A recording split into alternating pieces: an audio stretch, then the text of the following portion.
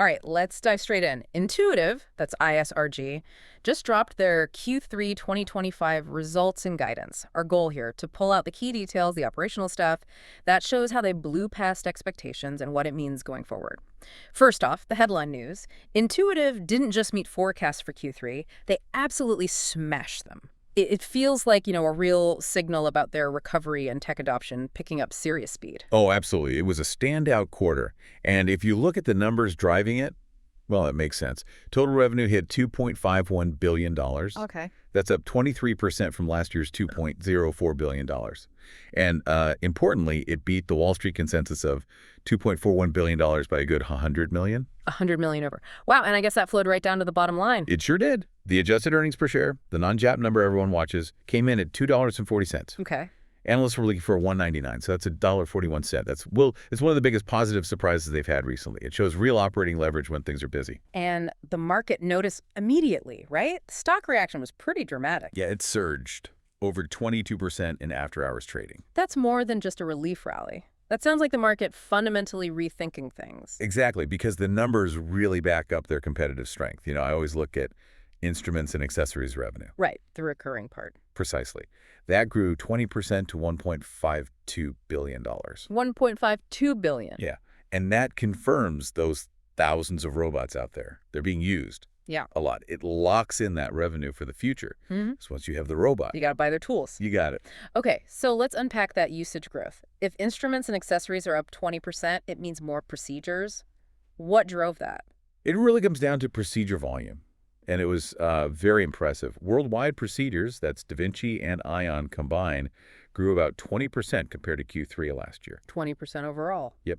And the core Da Vinci procedures, up 19%, which is, really solid growth for such a mature platform. But the Ion platform, the newer one for lung biopsies and things, I heard that's where the growth story is really accelerating. Oh, it's exploding right now. Ion procedure volume jumped, get this, approximately 52% year over year. 52%. 52. It tells you the platform is moving past that early slow phase. It's becoming standard practice where it's installed.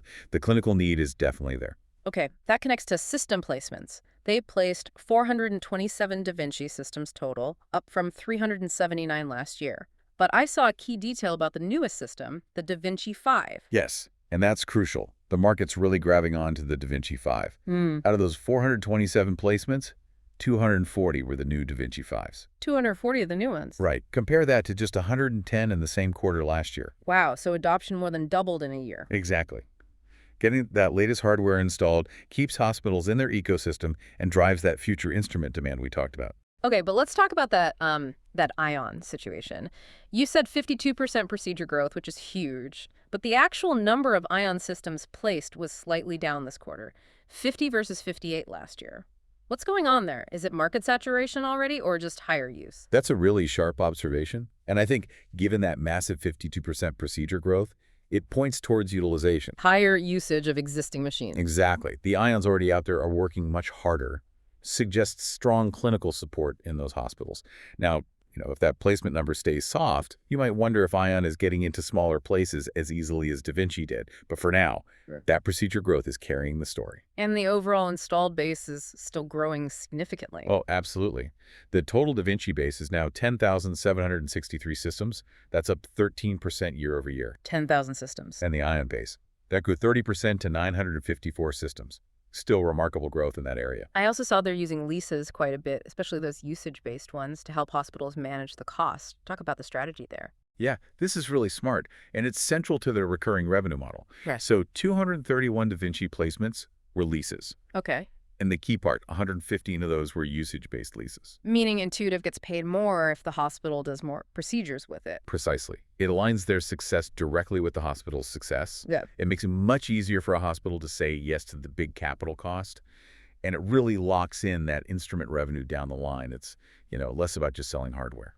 Okay, so that was Q3. But looking ahead is where it gets, really interesting. They didn't just have a good quarter, they actually raised their guidance for the full year 2025. That's right. They took that Q3 momentum and baked it into the forecast. They boosted the worldwide Da Vinci procedure growth guidance, now expecting about 17% to 17.5% growth for the full year 2025. And analysts were thinking lower. Yeah, the consensus was more like 16.4%, so it shows increased confidence, likely driven by that fast Da Vinci 5 adoption and just high usage across the board. The CEO, Dave Rosa, talked about the quintuple aim, better care, better experiences, access, lower costs. Sounds a bit like corporate speak. Which of those five is actually, driving the business right now and justifying the costs? Is it really about cost savings or patient outcomes? It's a fair question. The quintuple aim is their big picture framework. Better patient care, better experiences for patients and the staff, expanding access, lowering overall costs. But for the immediate impact, it boils down to two things.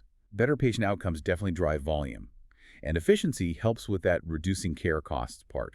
If a Da Vinci procedure means shorter stays or fewer problems. That saves the hospital money in the long run. Exactly. That's the justification. The clinical results fuel the usage, which fuels the business. Okay, but looking at the 2025 financials, there's a bit of a split, right? Growth looks great, but margins seem squeezed. Operating expenses are growing faster, 11% to 13% versus 10% last year, and the gross margin is expected to dip a bit, 67% to 67.5%, down from over 69% last year. Yeah, that margin pressure is interesting. They were quite specific about it. It's mainly external stuff hitting their supply chain. Like what? Trade tariffs. They explicitly called out an estimated negative impact from tariffs of about 0.7% of revenue, assuming things stay as they are. Wow, so global trade issues are directly hitting their profit margins. Yep. They also mentioned some higher initial costs tied to ramping up production of the new, more complex Da Vinci 5. So volume is great, but tariffs and new product costs are pinching margins a bit. It really shows how even a company doing this well isn't immune to those bigger economic factors. But despite all that spending and the tariffs, their cash position looks incredibly strong. Oh, it's rock solid. They ended Q3 with $8.43 billion in cash and investments. $8.4 billion. Yeah, massive flexibility. And even while generating all that cash, they bought back $1.92 billion worth of their own stock just in Q3. Buying back their own shares while growing like this. It signals huge confidence from management in their own valuation, a growth company acting like its own investment fund. Oh. Wrapping up the quarter's story, the big beat came from, well, hitting on all cylinders. High procedure growth, especially that huge 52% jump in Ion, and successfully getting customers to adopt the new Da Vinci 5 really quickly. They're turning that tech advantage into predictable recurring revenue. So the takeaway for you listening, Intuitive showed they can translate their tech lead into actual usage growth, feeding that powerful recurring revenue engine. They seem to have the cash, the tech, the market position, assuming they can navigate those external risks like tariffs. Which leads to a final thought, maybe something to keep an eye on. They talk a lot about that quintuple aim, including expanding access globally. But we just heard how trade tariffs are already impacting their margins. So the question is, how much could global politics and supply chain issues like those tariffs affect their ability to actually achieve those ambitious goals, especially expanding access, beyond just getting hospitals to adopt the tech clinically? That tension between their mission and real-world friction seems pretty key going forward.